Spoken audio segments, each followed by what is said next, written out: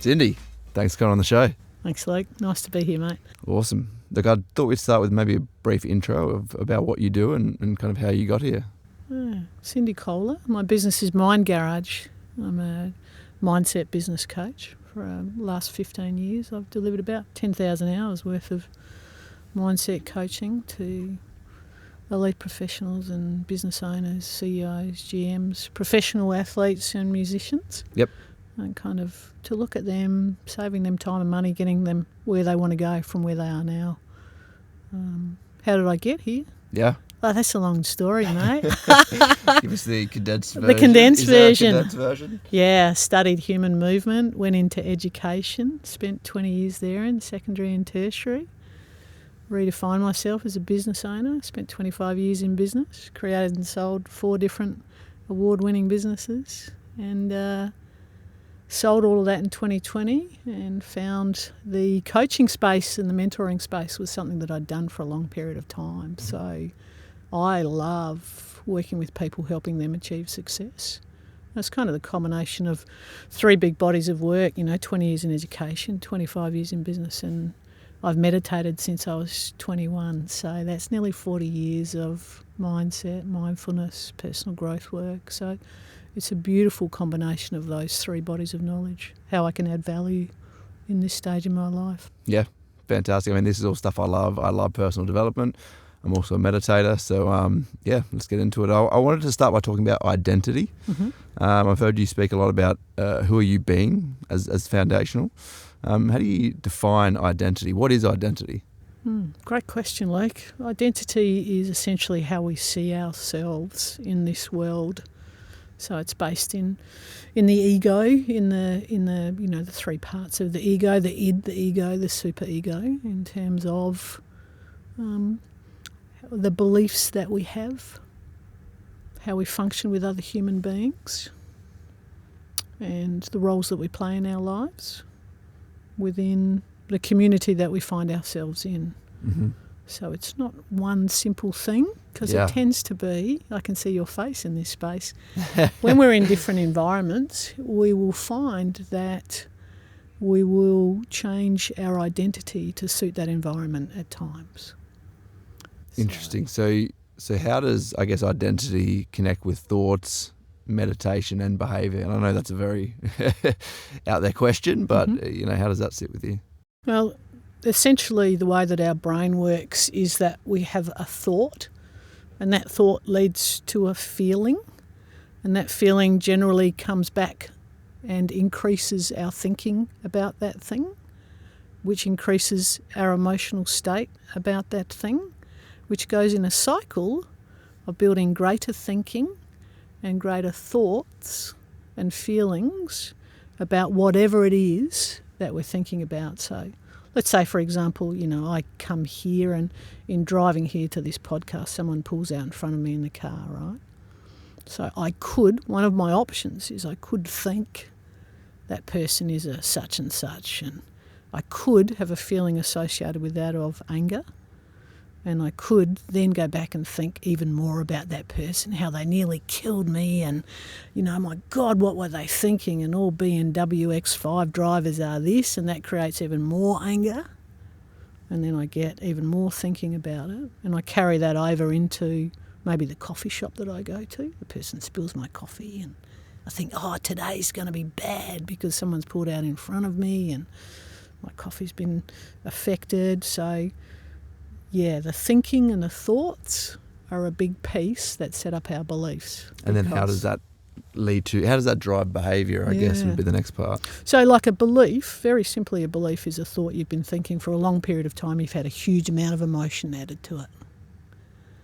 So a belief is something you've been thinking and you've added a huge amount of emotion to it. Okay. So when I think of belief, I think of... that's circular. Something you think is true. So where does the emotion come in? Let's say that money doesn't grow on trees. Mm-hmm. Might be a belief that you have. And that could have come from childhood, because you could have witnessed things in your childhood. Now, how does that drive behaviour? Money doesn't grow on trees means that the behaviour might be associated with scarcity mentality. So I'm very tight with my money. I'm not generous. I might find that my behaviours around bills are anxiety or fear driven because money's going out rather than coming in. I might impart those beliefs in terms of my behaviours on my children or those people around me.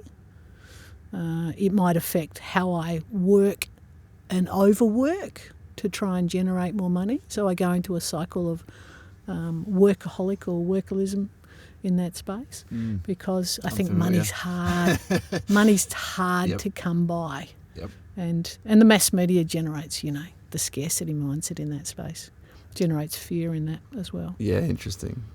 Does that make sense? It does make sense. And I'm just kind of thinking like, I don't know, identity seems so, broad and out there. Mm-hmm. Is there a framework to, like, how does one understand their own identity? And I can tell you, like, I've been working with a lot of mindset coaches and whatnot and building different frameworks and doing different tests and all that over the year. I mean, the best one that I've come across, and I know that you've done some business stuff. Are you familiar with EOS? No. The Entrepreneurial Operating System. Mm-hmm. Well, they've got something for business called a VTO, and what a VTO is it's for a business, it's business, what are your values, what is your business purpose, and what is your BHAG or big, hairy, audacious goal, right? So it's made up of those three things, and it dives into a bunch of other... I'm very familiar with those, cool. Just not that acronym. Yeah, cool. Okay, so the best framework I've found, and it's been a big game changer for me, is doing what I would call a VTO for personal, and that is basically figuring out what is your values, which sounds easy, but it's not that easy. What is your purpose? And then kind of using that as a decision-making framework. Is it important that how do we think about our own identity and then kind of look at changing it? Like, do we need to get it down on paper? Do you get where I'm coming at here? Yeah, absolutely. You wake up in the morning in that first 5 to 30 seconds, you have something called your default mode network, that as soon as you wake up, there are regions within your brain that switch on. And they switch on and they replay roughly 90% of the thoughts you had the previous day. So the mind is essentially a record of your past. So have a think about that. It takes away agency. 90%. Correct. It's just a robot. It has the potential to take away agency or autonomy because unless you are actively conscious in watching your thinking process and determining your thinking process, your mind will go into what is a record of your past and it will replay old thoughts and then there'll be associated feelings to that. So your question about, what do I do to define my own identity is to very consciously have a look at the thoughts that you're thinking as soon as you wake up and you go into your day, into the morning. Be very conscious about the internal dialogue that's occurring to you, which will be a reflection of those old beliefs. Now, when you ask the question of values and having a look at those from a personal and a business perspective, because they will carry over into business, it's the opportunity for the individual to consciously sit down and say, what is important to me? Okay, so one of my values is love. All right, and so I say very openly that love is important to me. And what does that word mean to me? So I would say my statement about that would be genuine, deep connection with other human beings and Mother Nature. All right. Now, the key piece to that is what are the actions that are associated that help demonstrate, what are the behaviours that demonstrate that value to me in my life? All right. So one of the actions might be I don't gossip about people. I don't talk negatively about people. All right. Because that's unkind and that's opposed to love. Yep. All right. It might be that I genuinely, when I meet someone, I will see good first. You are a good human being, all right? And in that space. So my initial reaction is open-hearted kindness and love in our meeting. So the behaviours are driven by the values in action piece. And in terms of identity, I will identify as being a kind, loving person based on my values. And my thinking and my feelings are associated with those beliefs and those values. So it is important. I guess what I'm hearing is that it is important to intentionally try to identify your values. It was a bit of a painful process for me. Like when I did my values, mine are same as my business values, but my personal values, they're more kind of sentencey rather than one word. But my top value was be a good husband and father. And when I initially did this work, I realized that I wasn't living in conjunction with that. And there was a few reasons why, but like the main one was my workaholism, right? My obsession with success. And I was telling myself, this is going to be good for my family as a provider. But the reality is, I think being a good husband and father means so much more than that, right? And if I'm never home and if I'm living in a state where I'm so stressed out that I'm drinking too much, I'm unapproachable, I'm giving my family the dregs of the day, I had to face the reality that I'm actually not living up to that value. But without doing the work, I don't think I would have been able to come to that conclusion. I agree with you wholeheartedly. People say I love personal growth. That's just, for me, a crock of shit because... Is it? Because personal growth might be a passion of yours, but it's not easy. No. Because to get down in the weeds of yourself and have a look in the mirror and actually say, and I'm going through this process myself at the moment. I'm spending the next 4 to 5 weeks going down in the weeds and having a look at my personality, my behaviours, my thoughts, my thinkings, my actions. I'm redoing my values about what are those parts of myself that I want to let go of, that I want to say goodbye to, that no longer serve me and no longer serve my higher purpose here. So we could go a few different ways here, but I want to, you said over the next few weeks you're doing that work. Mm-hmm. My question is, from a practical level, how? Because I think a lot of people go, I want to do this work, and then they go, okay, I'm going to go to work, I come home, I'm tired, I'm going to sit on the couch. It's extremely hard for somebody to act like, people don't understand. Like, it's like, I want to do this work, now I understand the importance of it, but the practical, implementation, like what does that look like? It's so obscure, right? Everybody wants to know the how, right? Give me the strategy. I think, the precursor steps of that will always be the why. Why do you want to do that? Mm-hmm. And that might be as simple as I actually want to create change in my life. Yep. Right? That would be the, one of the key things. And the how for me is, the first part would be number one, you've got to put time aside.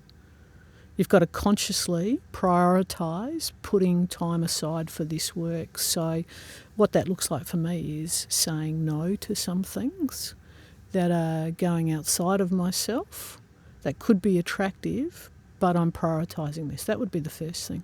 The second thing for me would be to find quiet space. So that looks like, for me on a practical level, 2 hours of meditation a day, whereby I am sitting in quiet, enabling myself to calm down, to quieten down, to rest, to connect with myself at a deeper level, to feel the discomfort of that, because it's not comfortable.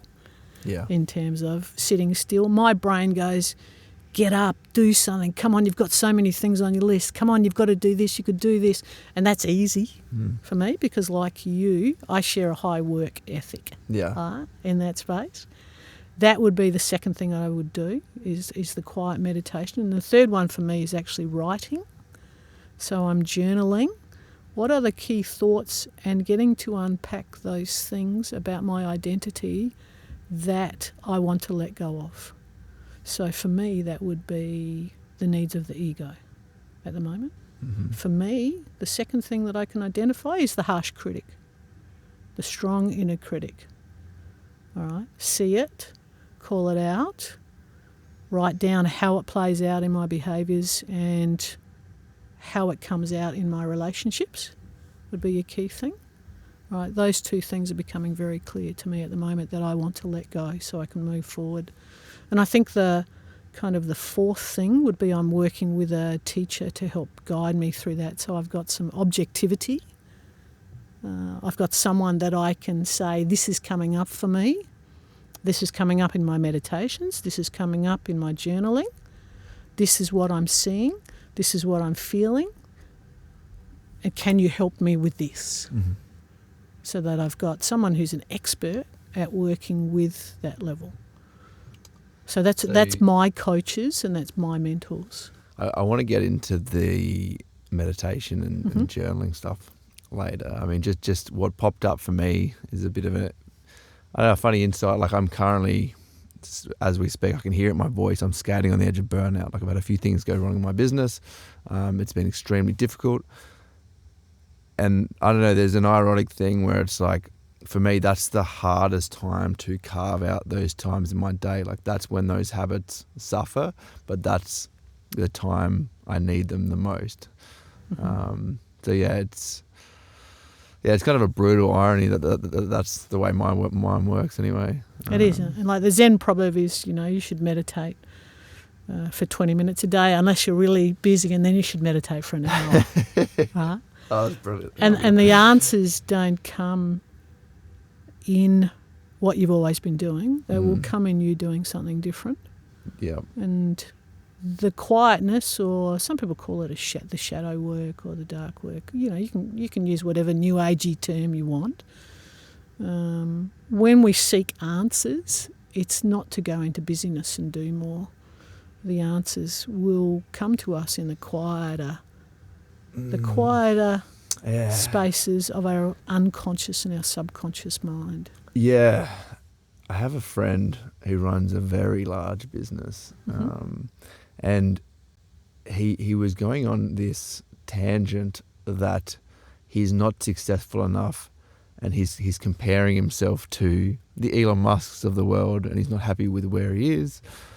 And this is my take on it. Like, I think when you go into those spirals of I'm not successful enough, I don't think the answer to those feelings is to be more successful. And I think that's where we naturally go.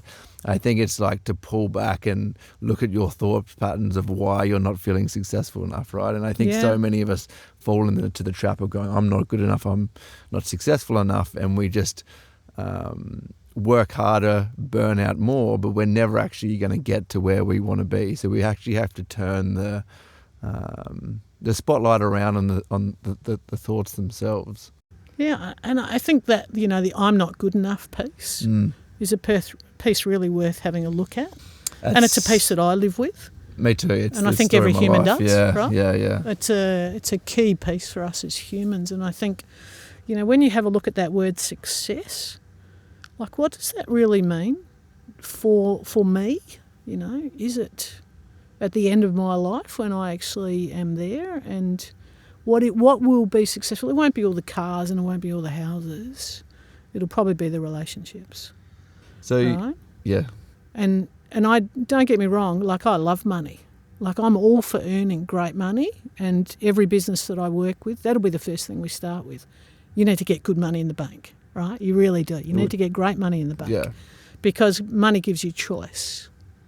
And it gives your family choice, less about the dollar value and more about what it can buy for you and your loved ones, what it can provide. And I think in that space, the good enough piece, the success piece, defining that for you, defining self-worth, what that actually is, seeing what your true self-worth is, that's a key piece that where you sit down and have a look at it. Where did that story first start in your life? Who laid that belief down for you as a child? Where are you reinforcing that with what you're doing in your life? How can you break that thought pattern? How can you consciously hear it and go, you know what, enough, I'm done with you. I don't need to have more, do more, to be more. I think that redefining success point is so important. I think, maybe I'm wrong here, but I think it's a huge issue with young men, maybe women as well, but success means gathering resources, right? Like, give me as much money so I can have as much stuff as possible. And that was my mid-20s. And there's a point where that becomes empty and you kind of go, well, maybe it doesn't, but, I think like you're trying to solve a problem the wrong way. You feel not good enough and you're trying to solve the That's problem. it. Yeah. You've hit the nail on the head. Like Yeah. you're trying to fix something and going about thinking, doing a certain thing that's going to get you, whereas the external stuff, the external validation stuff is never going to be deeply fulfilling. You'll just trip from, set a goal, achieve a goal and flip past it so quickly and trip straight into another goal Yeah. and achieve that goal, and then you won't even pause to raise a beautiful glass of water to it to say, yay me. Haven't I done something great? There's a great exercise that we can do, which is to have a look at our life, no matter how old you are, and write down what are the cool things that I've done and experienced in my life to this date, like 5-year blocks or 10-year blocks. How old are you now, Luke? 35. Right, so you could do it in 7-year blocks. And, even from 0 to 7, you might have won, 100 metres, second place or something or other, I don't know. Or you might have, graduated from primary school. That's an achievement, right? You might have learned to read. You learnt to walk. One of the most complex actions in the world. You learnt to walk. You learnt to speak English, right? If you wrote down all of your achievements, you would look at that and you would say, that person is really cool. That person has done some really cool things in their life. Let's give them love. Let's give them worth in that space. They don't need to do more. They just need to appreciate and be in that space of loving self, honouring self, seeing the worth for who you are as a human rather than for your stuff. So I think this goes to everything in life, but I was almost forced to figure this out because my, internal dialogue of not being good enough, or my need for more was so severe that it got destructive, right? It was what you said, just blowing past those successes, not even feeling them, and just needing more and more and more. And it got to a point where I was working so much, I started having panic attacks, a lot of health problems, stuff like that. And that turned into alcoholism. Mm-hmm. And it just got to the point where it's I've got to do something about this because the constant, I need to fill my life with more. First of all, it's not working. I'm not happy, but it's also, it's becoming destructive, right? And I think, I've talked about alcoholism this way, but it's similar to that where it's it's really hard to make the change if the consequences aren't severe enough. Do you know what I mean? Yeah, yeah, absolutely. And it seems like for us as humans, there needs to be a significant amount of pain. Correct. Before we'll actually change. And the problem is, a lot of people live in that medium space where they're not, I don't want to judge, but they're not happy, but they're not in enough pain. It's not to enough change. pain. Yeah. And if they went one way or the other, it would still bring them the outcome that they were looking for, right? Yeah. But sitting in the middle of the comfort zone, right, is a really easy place, and you kind of sit with a level of happiness or joy or life, experience. You sit with that is mediocre, right? It's for me, I separated from a 25-year relationship, and that was a really tough piece for me to go through because this was a beautiful human. It was hard, but it was the right thing for me to shift out of it. And I thought, you know what, I don't need to have another relationship. It's much easier, me living on my own. There's not as much heartbreak, but it's not really living. Yeah. You're not really exposing yourself and jumping off the cliff to fall in love again, because you know yourself from falling in love, that takes courage. You know yourself from starting a business, that takes courage. From putting yourself out there, that takes courage. And when we play safe, we don't get to that point. But a lot of change, humans seem to need to get an illness or to be at the point of drugs or alcoholism.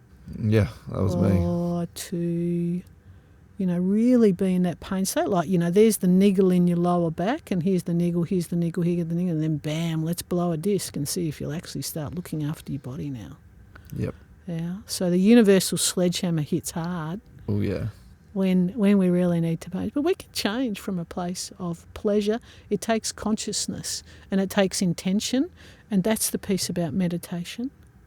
And that's the piece about waking up with intention about what does what does a really joyful, beautiful, best day look like for me today on a day-to-day basis? When I wake up in the morning, what is joy? What is fulfillment? What is my best self that I can bring today? That's intention. And meditation for me I'm a much nicer human being to the people around me when I'm meditating, when I'm in a space of being mindful and conscious. Yeah, you spoke about that. You spoke about getting out of that comfort space, right? I mean, it's almost a dangerous space to be in. It just brought me back to identity, right? Like, one of my values is choose adventure over comfort, because I always want to be in that space. I think, comfort is a dangerous space to be in, and I think it leads to long-term regret, right? Mm-hmm. Okay. Identity blocks. We spoke about I'm not good enough. I mean, what are some other identity blocks that people hold? Yeah, I think the financial one is really key at the moment. And what does that look like? I think we do comparisons big time. The I'm not good enough and the comparison piece is really high. I'm not good enough, but we also say they're doing it better than me. Yeah. Or they're more of an expert than me. All right? That would be one of the pieces I hear all the time. And what's the negative there? I think the comparison piece undermines your self-worth. It undermines your self-value. Yep. Because, I look at your life and I say that you drive this car, you have that house, your business is worth that. So in the comparison it says that I am less. I don't have that, I don't have this, I don't have this. And, there's always going to be someone that has more or does more. So you're always going to be in a position of seeing yourself as less. So that undermines the self-worth. I think that's a really key piece in what's going on around at the moment. Yeah, that one's interesting. I used to have a thing, like there's a guy that I went to high school with, and he's built this huge business. And I used to always compare myself to him, and it used to drive me to work until burnout. And then, like, I wasn't taking into consideration, I don't want to, this may come off as slightly judgmental, but like, he wasn't looking after the other aspects of his life, right? I think his health was severely suffering. I don't know whether he's happy, but also, like, I'm married with 3 children, right? So I was seeing that one point in his life and going, I'm not good enough, because at that one point in his life, I'm not as successful as him, and not looking at kind of the holistic approach of, what I'm actually trying to do and what's valuable, or what do I define success at? There it is. As, yeah. Yeah, there it is. So, and in society, we value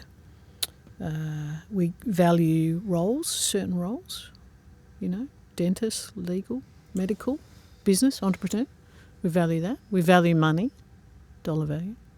We value letters after your name in terms of credentials, right? And that is a problem with the picture we paint as a society.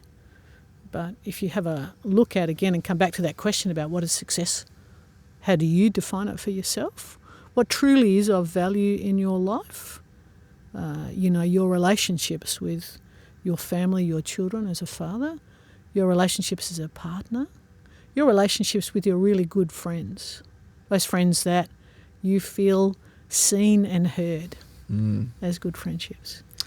Your relationships or as a human being, as part of the wider community, your contribution and your purpose on this planet. How will you leave this world a better place? Is for me, as I'm older, that's the legacy piece. How can something I say to you today perhaps give you something to go away in your life and make it a better place for you? That would be a key piece. Yeah, so for me, like, what's coming, it sounds like you're talking about, or you're talking about status, which I guess in some ways is similar to success. And I guess it's, we all thrive for status, like we thrive for that success piece, and it's, redefining. It's an ego. Yeah. Yeah. Where do you think that comes from? Like initially, so we can use me as an example, or we can talk in generic terms. But the I want more. So I'm not good enough. I'm comparing myself to other people. Like, where do you think that comes from? I think systemically, as a society, we set it up with kids at a very young age. We're completely bombarded with it from a very young age. In what way? In terms of our education system, in terms of as a society, as a whole, what we value. The mass media and advertising aligns brand alignments with success and status. All right. If you buy this, you'll be successful. And if you have this, if you can get this, if you have this, it is ingrained in us and it is hammered into us from a very young age. So it comes to us from a very young age as children, and in that, that 0 to 7 where our beliefs are, laid down, and then they're embedded from that 7 to 12-year-old. Yeah, we are getting bombarded with it all the time, Work towards and finish your year 12 and then go to university and study this, and then you'll be fine. You'll be all set up. Mm-hmm. And then you'll, hopefully meet someone, marry and have a couple of kids, and everything will be hunky-dory and you're a success, right? I think it comes from a systemic cultural piece that we inherit, and to break apart from that and do things differently takes a high level of courage, takes bravery, takes intention and reflection on ourselves as to how we want to live. Yeah. Yeah, it's... I can definitely resonate with that piece of then you'll be happy. Like, mm-hmm. You have this and then you'll be happy. So I'm trying to change my mindset now, because I automatically go, okay, hit this, move to the next goal, hit this, move to the next goal. So I'm trying to change my internal dialogue of like, you've arrived, it's time to be happy. You said you were going to be happy when you got here. You're here, it's time to be happy, rather than falling into that. And that's the identity piece. Mm-hmm. So if I wake up in the morning and I see myself as, my identity is someone who is calm. Yep. My identity is someone who is joyful. My identity is someone who is heart-led. My identity is someone who is highly competent in my areas of expertise, whether that's business or mindfulness and meditation, or in education. I own that confidence in that space. If I wake up thinking that, if I wake up, more importantly, feeling that I feel a deep joy for who I am and for what I bring to this life, if I have absolute clarity in that identity, so that when I step into, like in this podcast, when I step into this position as essentially an educator, right? I'm imparting some knowledge from my life experience and my studies and, the whole wealth of knowledge that I bring into this room with you. But if I can impart some of that, if I take that identity of being a wise, happy, joyful, successful educator, that's living it now. And if I actually future state that in terms of identity, there is a person that I am living now that the physical environment is catching up on from a quantum physics perspective, that I am the person 3 years ahead of myself, physically here now. Right? Clear as mud? Clear as mud. I've got a couple more questions. So all right, so let's go back to the practical standpoint, or the implementation of this, maybe. Mm-hmm. I'll say. So the first step sounds like awareness. And what that piece looks like is clearing out space, meditating, journaling, specifically trying to think about internal dialogue. Now, you said get a teacher. I'm assuming you're talking about a coach or a mentor. Coach or a mentor. So teacher, coach, mentor, right? Yep. Getting someone else to give you some objectivity, to give you some accountability, to give you some feedback, essentially. So now I'm aware of this. Is that it? Does a switch flick and everything change? Or like, is there work to, now I'm conscious of what's actually going on in me. how do I rewrite that story? How do I rewrite the identity piece? Yeah, awareness. And It's kind of more how than, long does this take? Yeah. Okay, so it's more than just awareness. Mm-hmm. So, because like I can be aware that, let's say, for example, I'm drinking too much. Mm-hmm. I'm aware of it, but that's very different to actioning out and taking the practical steps to change that behaviour. Cool. Because let's just call it change in any way, shape or form, changing habits that are ingrained that you've been doing for a large period of time, particularly in your thinking, is uncomfortable because you're stepping into the new, right? And that is discomfort. It is from a neurological, from a physio-neurological perspective, your body aches for the old pattern of lying on the couch and watching Netflix, or it aches for alcohol, or it aches for the drug, or it aches for eating too much, or it will ache for an old pattern physically because your nervous system is anchored in the old.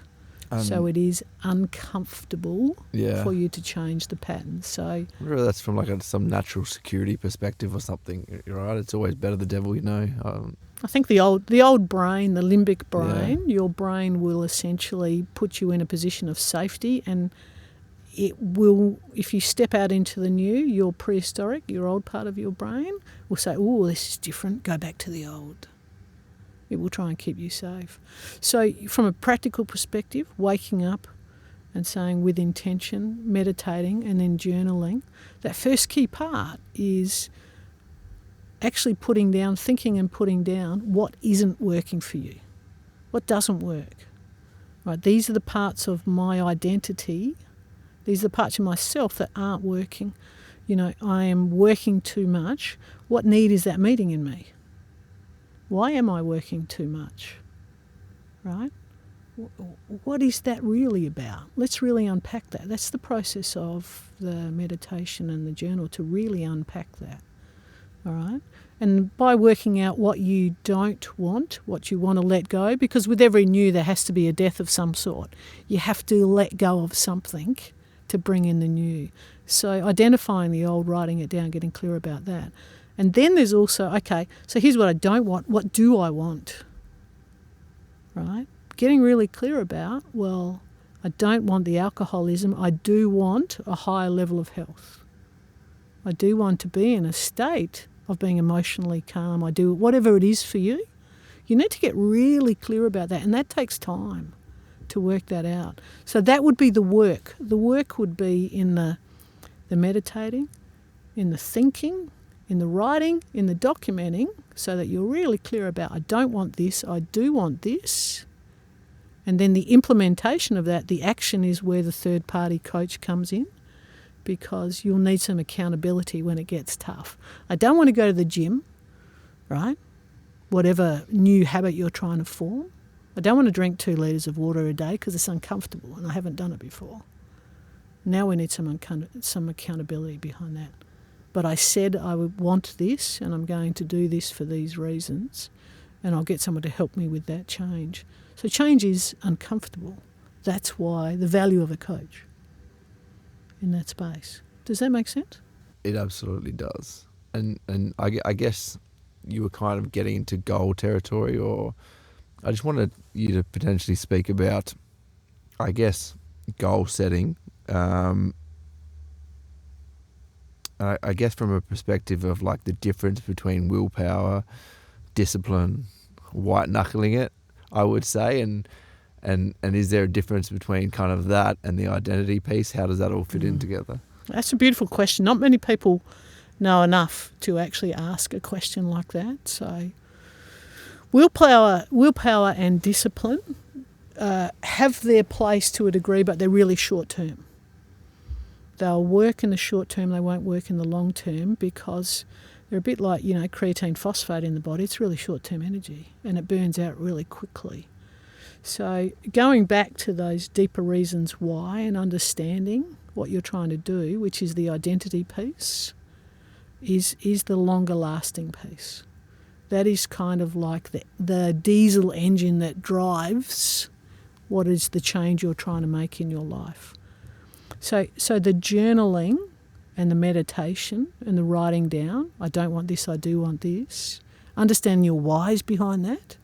I want to stop drinking because it's breaking down a relationship with someone that I deeply love, and I am not a great partner when I drink, and I'm hurting someone that I love. That would drive you more than willpower and looking at discipline in that space. Reflecting on that from a heart, from an emotional centre, that will be the piece that is the diesel engine that drives the change. And then in terms of setting goals, you might set some metrics that help you measure that, but they are more superficial than the deeper level work. All right? Because they are an external measurement of something that you're attempting to achieve, the behaviour change.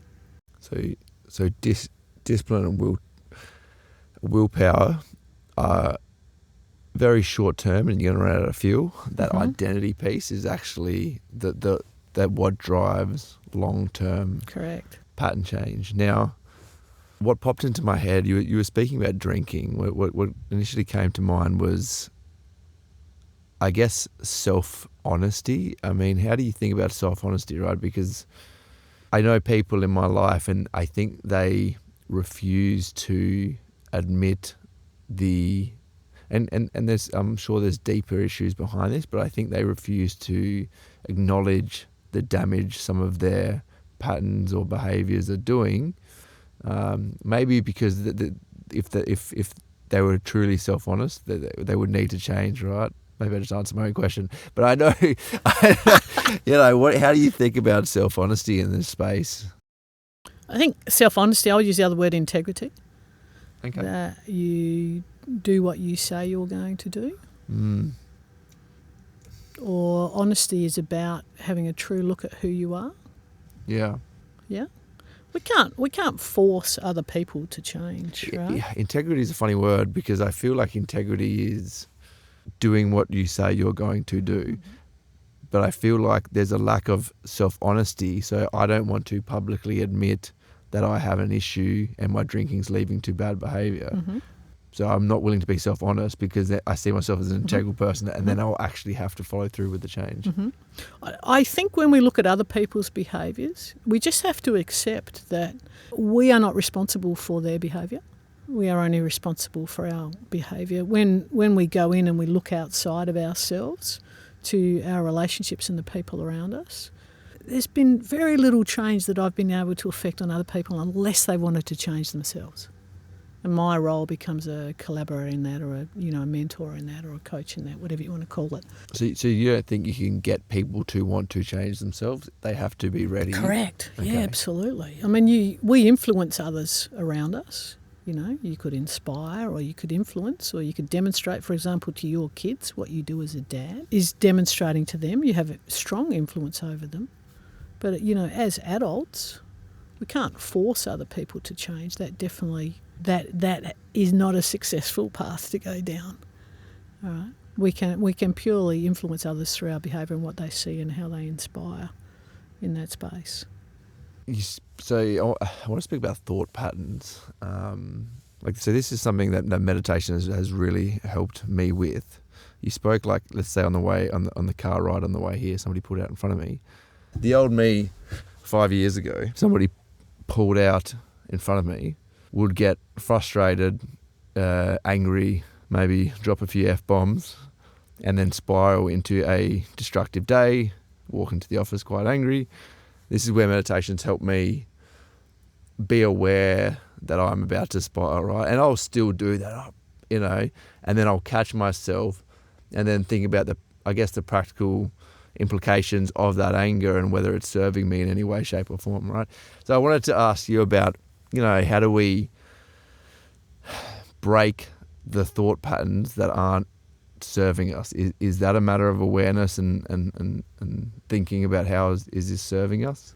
I think that's a great question again, Luke. I think, when external things happen in our world, like a car pulls out in front, or, someone says something, or, a coffee is spilt, or I drop something on the ground, that's the external thing that happens to us, and that's just going to happen. And then our emotional response to it is outside of that. So when anything happens to us, we're given choice. So let's say, for example, we'll use the car pulling out in front of us as the example. When it pulls out in front of us, instantly, internally in my thoughts, we have choice. I can choose to think a certain way that causes anger, or I can choose to think empathetically and have a kind response. There's the mum pulling out. She's got 3 kids in the back. She's obviously, hasn't got any sleep tonight, I could think a third choice and say, wow, that was lucky. Nobody got hurt then. What a great day, right? So it is really observing and understanding that mindfulness is an observation of the mind. Mindfulness is your ability to use something called metacognition in our brains, which is only true and we are the only species that can do that. We can observe our mind. We can observe our thinking like a third party. So bringing in the observer enables you to go, oh, look at how I'm thinking, all right? And in that way we can decrease our refractory period as well. What does that mean? That's essentially the period of time that we spend in a thinking or an emotional state, all right? So catching our emotional response. Correct. And saying, okay, I'm a bit angry. There's nothing, I get triggered all the time, right? You just have to look at government responses or, someone's cruel to an animal. I will feel anger. Now, how long do I want to hang on to that for? Is it 5 and who minutes is that? Or is it a week? Yeah. And what, sorry, I was going to say, and what damage could you do within that week, within your life, because you're angry about one thing? Like, how does that play out in your relationship with your kids? How does that play out? Yeah. Sorry, I interrupted. No, you're right. You're right. You've got it. No, you get excited because that anger, I can feel that, and I can and verbalise it, and I can express it safely and go, wow, I'm really angry about, blah, blah, blah, blah, blah, right? So, and then I've got a choice about how long am I going to hold on to this? I need to respect it. It's just another emotion, anger. I need to be able to safely express it, to acknowledge it, to feel it. And then at some stage make a decision about, do I hang on to it? Because if I hang on to it, like you say, if I hang on to it for half a day, it's a mood. If I hang on to it for a number of days or weeks, it's a temperament. And then, in 10 years' time, someone says, why are you so angry? And you might say, well, that car pulled out in front of me on Green Hill Road, and oh my God, that set up a chain of things in my life. Or we say it with relationships, I'm so angry. He left me or she left me 15 years ago, and that's why my life is so shit. Or we could say, well, I got angry and I got upset about that thing that happened in my life, and that was the best thing that happened to me. That taught me these lessons. So the mindfulness piece is about knowing with metacognition that we can observe our minds, and in that space we have choice. And we choose something that gives us the things that we deeply want in our life. Cindy, I could talk to you for hours. I've got a couple of more things I want to run. I'm very conscious of time. We can do a follow-up, Luke, if you want. we might have to, because I could talk to you for hours. I mean, you've practiced and taught. This is from your website. You've practiced and taught a broad range of secular and non-secular mindfulness techniques since you're 21 years old. What's the difference? Well, one is religious-based and the other one is non-religious-based. And so, have you seen different benefits? Can you maybe speak about the two different practices? Yeah, I think, and within each of those groups there are so many different practices. So, yeah, secular is related to a religious belief. And let's look at Buddhism because, having studied it for a number of years, that would be probably the most common one associated with meditation. In that space. So there is alignment with faith or belief about certain ways of being in that space. And non-secular would be purely an act of a mindfulness task, or you could see meditation as brain training. We're training it to focus on a single task for a period of time. That's essentially what meditation is, training your brain to single task focus. I don't know, a candle, a physical sensation like breathing. We could focus on movement like a walking meditation. Or if we would do it on a secular sort of piece from Buddhism, you could focus on a certain God appearing and doing X, Y, and Z. So it's very popular in our culture to have non-secular meditation. I recently had Rana Hussein on the podcast, and she's a Muslim, and we kind of got into spirituality, and she started talking about prayer, and it sounded like she spoke about, I guess, awareness, stillness. I don't want to put words in her mouth, but it really resonated me from I meditate as well. It really resonated with me in my meditation practice, right? For me, it's about awareness, emotional awareness, training myself to find that gap between something happening and me spiraling and going off the rails and ruining my day. That's how I see my meditation practice, but I'm really interested in, I just use an app, Waking Up. I don't know if you're familiar, but I'm very interested in exploring other options, other avenues. And religion has been given sort of, I think, certain negative connotations because of its alignment with human error.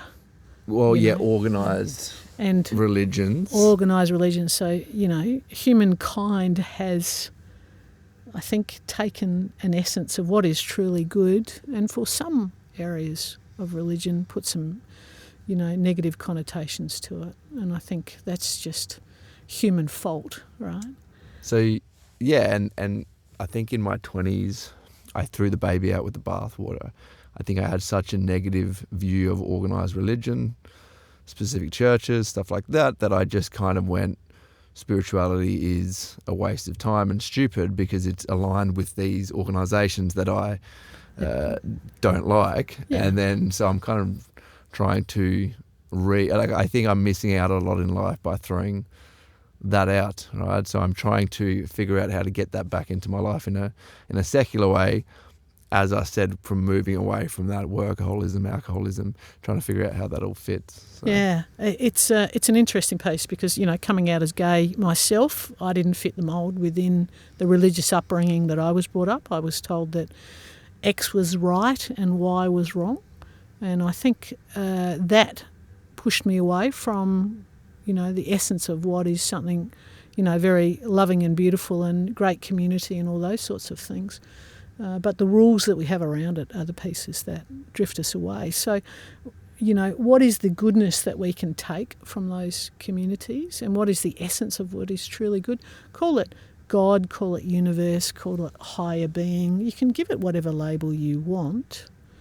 It is probably a deeper and a broader energetic connection. I'm very much science-based. So you've got to show me the science, and then you've got to show me the data. And the data about our energy being more than physical is very strong. The science of it is very strong. Our connectedness is very strong. We can feel certain people in that space. And us as humankind, we would benefit from coming together and finding common ground and finding connection in that space. That would be the non-secular piece, rather than, seeing it as being, Catholicism or Islam, or seeing it as labelling it with those religion and some of those rules around that. We could see it more as a higher energy, a higher force that essentially comes from within the human being, our higher self, that person that is wise within us, connecting with that spirit. That would be a good starting point. And then I think we have the potential there to achieve everything, to make the world a better place. Yeah. I have so many more questions, but I think we're really out of time. Let's do part 2, shall we? Let's do it. This was a lot of fun. Do you have anything you want to plug, anywhere you want to point anybody, any current projects you're working on? I think if you're interested in exploring some of this stuff a little bit further, I do offer one-on-one coaching, mindgarage.com.au. There's various socials around that space. That's probably the piece. If you think that I'm someone that would be interesting to work with to help you achieve whatever success it is that you're looking in life, I'm always looking for lovely human beings to work with to help them create whatever success they have in their business and life. That's the plug, mate. As simple as that. I think I could lose a day talking to you. That was such a fantastic chat. And like I said, I'm left with more questions that I've come in with. Thanks so much, Cindy. I appreciate Absolute it. pleasure. Lovely. It's just been lovely to be here, Luke. Thank you.